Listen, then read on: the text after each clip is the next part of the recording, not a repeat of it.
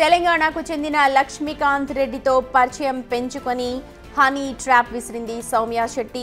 రెండో భార్యగా ఉంటా అని చెబుతూ అనారోగ్యం, ఇతర కారణాలను సాకుగా చూపి దాదాపు ₹1 కోటి పైనే వసూలు చేసిందని సౌమ్య శెట్టి అంటూ బాధితుడు ఆరోపిస్తూ ఉన్నాడు. డబ్బులు తీసుకున్న తర్వాత లక్ష్మీకాంత్ రెడ్డి నంబర్ని బ్లాక్ చేయడమే కాకుండా లాయర్తో తనకు ఫోన్ చెయ్యొద్దని చెప్పించినట్లుగా కూడా తెలుస్తోంది.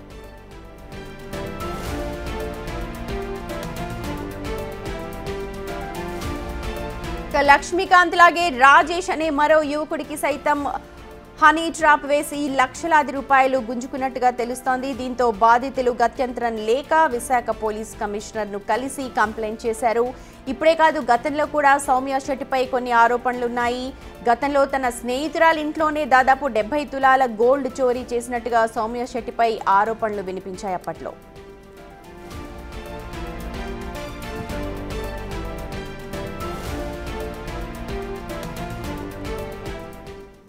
మా ప్రతినిధి రాజు లైవ్ లో జాయిన్ అవుతున్నారు ఈ పూర్తి వ్యవహారానికి సంబంధించి డీటెయిల్స్ అందించడానికి. రాజు, ఇప్పటికే 2 బాధితులు సౌమ్య శెట్టికి సంబంధించి కంప్లైంట్ చేస్తున్నారు. మరి ఎంతమంది ఈమె ఖాతాలో ఉన్నారు? దీనికి సంబంధించి పోలీసులు ఏమైనా ఆరా తీస్తున్నారా?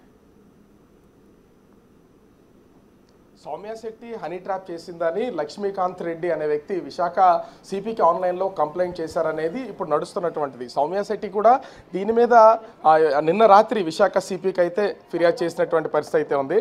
ప్రస్తుతం మనతో సౌమ్య శెట్టి ఉన్నారు.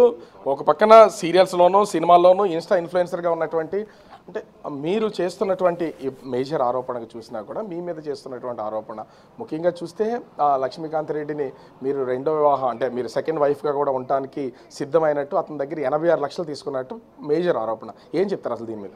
86 లక్షల 40 లక్షల 1.6 crores. అతన్ని క్లారిటీ అడగండి. ఇంత ఇచ్చారని ప్రూఫ్స్ కూడా ఉంటాయి కదా. అతను ఇచ్చారు, అగ్రిమెంట్ అయినప్పుడు మూవీ అగ్రిమెంట్ మనీ ఇచ్చారు, మర్యాదగా మ్యామ్ లీగల్ టర్మ్స్లో ఒఫీషియల్లీ అన్ని పంపించారు, అగ్రిమెంట్ క్యాన్సిల్ చేయించారు, షూట్లో చేసినవన్నీ డెమో అవన్నీ డిలీట్ చేయించారు. Because he will misuse it అని తెలుసు. ఇప్పుడు కూడా కిస్సింగ్ క్లిప్పింగ్ అది వైరల్ ఎలా చేస్తున్నా అంటే, షార్ట్కి ముందు షూట్ చేస్తున్నప్పుడు వీ విల్ ప్రాక్టీస్, డ్రెస్ అయినా సరే మాటలైనా సరే వీ విల్ ప్రాక్టీస్. అతనికి ఫస్ట్ టైం ఒకసారి ఎలా ఉంటుందో చూడాలి, కెమెరాలో ఎలా ఉంటుంది అంటే it's simple. Because I did lot of kissing scenes. నిజంగా చెప్తున్నాను, ట్రిప్లో చేశాను, నేను 2 వెబ్ సిరీస్ చేశాను, అందులో చేశాను. ఇలాగే ఉంటుంది సార్, సింపుల్, భయపడద్దు అని చెప్పి. లక్ష్మీకాంత్ రెడ్డి మీతో హీరోగా నటించడానికి ఇదంతా జరిగిందా? ఫస్ట్ ఒక అగ్రిమెంట్ చేయించి మూవీ అన్నారు, దాని పేరే హనీ ట్రాప్. మూవీ పేరు కూడా వర్కింగ్ టైటిల్ పెట్టుకుంటాం కదా ఫస్ట్, అది హనీ ట్రాప్. అందులో అతను మ్యారీడ్ ఉంటారు, అదే స్టోరీ లైన్ కూడా. నేను అతన్ని ట్రాప్ చేస్తాను, దట్ ఈస్. అయితే అది షార్ట్ జస్ట్ షూట్ చేసి, డెమో షూట్ చేసి మళ్ళీ డిలీట్ చేసి ఇది ఒకటి ఉంచుకున్నాడు అతను. అప్పుడు గుర్తులేదు మాకు. Now is misusing it, that's all. అంటే మీరు విశాఖ సిపికి కంప్లైంట్ చేశారు లక్ష్మీకాంత్ రెడ్డి మీద. అంటే మీ మీద ఆల్రెడీ కంప్లైంట్ 11వ తారీఖున సిపికి ఆన్లైన్లో వచ్చినట్టు ఉంది. అసలు మీరు సిపిని కలిసినప్పుడు ఆ కంప్లైంట్ మీ మీద ఉందా? లేదు. యాక్చువల్లీ 1 month బ్యాక్ నేను పెట్టాను అతని మీద, ఎఫ్ఐఆర్ పెట్టాను. మ్యామ్ కూడా అనపర్తిలో పెట్టారు, థ్రెటనింగ్ ఇస్తున్నారు, ట్రెస్ పాసింగ్ చేశారు. దాన్ని పట్టుకెళ్ళిపోవడానికి వచ్చారు యాక్చువల్లీ వాళ్ళు. సో మ్యామ్ హైకోర్టు నుంచి ఆర్డర్స్ కూడా తెచ్చుకున్నారు, ప్రొటెక్షన్ ఆర్డర్స్ అవన్నీ ఉన్నాయి. డిఐజీ నుంచి పిటిషన్ ఉంది, ఎవ్రీథింగ్ ఈజ్ దేర్. అవి తీసేస్తావా లేదా మర్యాదగా, లేదంటే నీకు మీడియాలో డిఫేమ్ చేస్తాను, ఇలా వీడియోస్ ఉన్నాయి అవన్నీ పబ్లిష్ చేస్తాంటే నచ్చింది చేసుకో, నేను కేసు వెనక్కి తీసుకోను అని చెప్పాను. That's why this is all happening. మీ మీద ఏదో బెదిరింపులు వస్తున్నట్లునే వాళ్ళ ఫ్యామిలీ నుంచి కానీ తన నుంచి, అంటే ఏ విధంగా బెదిరింపులు చేస్తున్నారు మిమ్మల్ని? అతను చెప్తున్నారు 3 years బ్యాక్ నేను కోల్కతాలో అతను పెళ్లి చేసుకున్నాను, తర్వాత కాశీలో చేసుకున్నా అంటున్నారు. నేను 2 కూడా ఫ్యామిలీస్తో వెళ్ళాను. నేను నా ఫ్యామిలీతో వెళ్ళాను కోల్కతా. 3 yearsలో నుంచి అయితే హీఈస్ నాట్ విత్ మీ. ఈ ఇయర్ మార్చ్లో మూవీ అని కాన్సెప్ట్తో వచ్చారు. అండ్ కాశీలో కూడా మా డాడీ చనిపోయారు, ఆస్తికలు కలపడానికి. I went with my family. So అక్కడికి అతను వచ్చారు స్క్రిప్ట్ పట్టుకొని. Literally is obsessed with me. అదైతే మీకు తెలుస్తుంది, బోల్డ్ ఉన్నాయి అని వినిపిస్తాం. So she's threatening actually. నేను పెళ్లి చేసుకుంటే వాళ్ళ వైఫ్ ఎందుకు అడుగుతుంది నన్ను?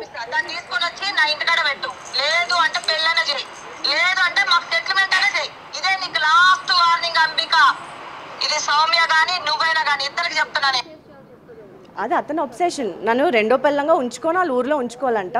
మ్యామ్కి చెప్తున్నాడు బలరామ్తో డివోర్స్ చేయించేస్తూ, బలరామ్ నేసేస్తాం మేము, దాన్ని తీసుకొచ్చి మా ఇంట్లో పెట్టుకోవాలని. మీ వైపు నుంచి మిమ్మల్నే కాకుండా మీ హస్బెండ్ని కూడా వీళ్ళు థ్రెటన్ చేస్తున్నారా?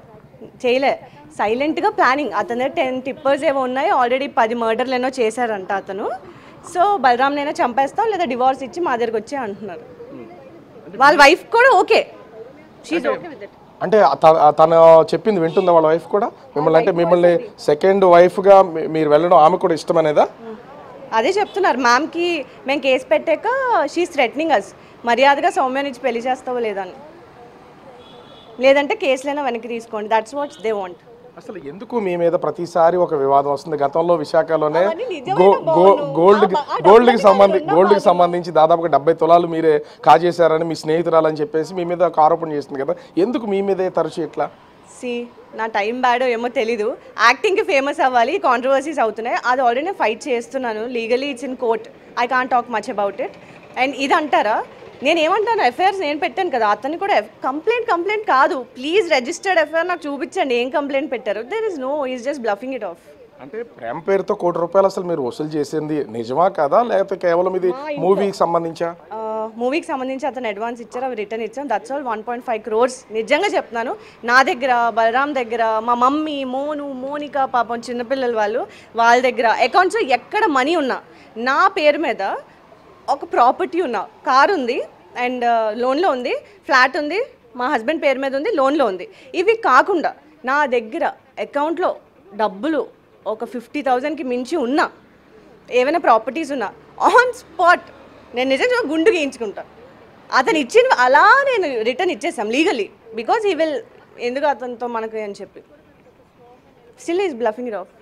అంటే మీరేమో హనీ ట్రాప్ చేస్తున్నారని, ఇంకొకటి ఫ్లైట్ ఇంకా త్వరలో పంపించేస్తాను 2 నిమిషాల్లోనే, అటు ఒకటి మీరు హనీ ట్రాప్ చేస్తున్నారని, లేదా ఇన్స్టాలో ఇన్ఫ్లుయెన్స్ చేసి వాళ్ళు మీ వల్ల దించుకుంటారు, ఇట్లాంటివన్నీ జరుగుతున్నప్పుడు ఎందుకు ఈ ప్రచారం జరుగుతుంది మీ మీద? నాకేం తెలుసు, అతన్ని అడగండి.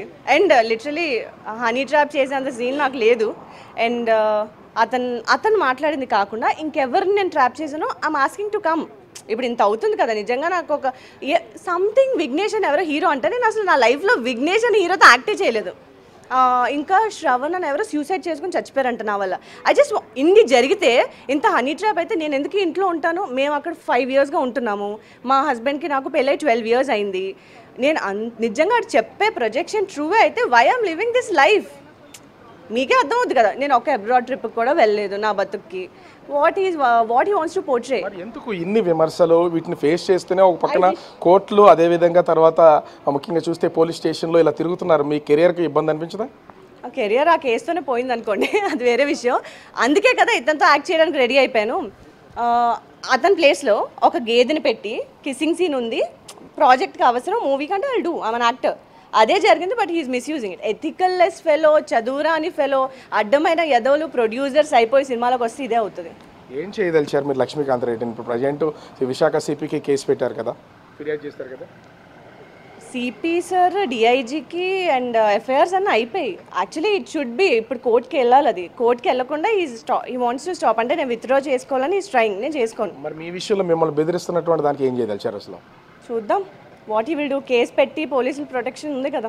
అంటే ప్రతిసారి మీ మీద, ఇందాక నేను అడిగాను, డిఫరెంట్ కేసెస్కి సంబంధించి ఆరోపణలు, హనీ ట్రాప్ అని, ఇన్స్టా ఇన్ఫ్లుయెన్సర్గా చాలా మందిని ట్రాప్ చేస్తున్నారు అనేది. ఇది నేను అడుగుతున్నా, ఎవరిని ట్రాప్ చేశాను? ఇంత ఆప్షన్ ఉంది కదా, నేను చాలా మందిని ట్రాప్ చేశాను కదా. ఇప్పుడు ఓపెన్గా ఒక మనిషి వచ్చి మాట్లాడుతున్నారు కదా, ఎంతమందిని ట్రాప్ చేశాను, ఎవరు బాధితులు ఉన్నారు? Please come and talk with ప్రూఫ్సా? ఇష్టం వచ్చినట్టు మాట్లాడదే.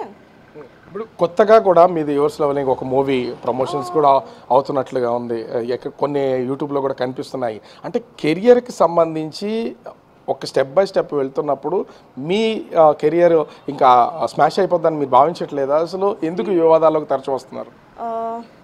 నేను ఆల్మోస్ట్ ఎప్పుడు నేను ఫ్లెక్సిబుల్గా ఇండస్ట్రీలో లేను, నాకు పెద్ద ఫ్రెండ్స్ కూడా లేరు.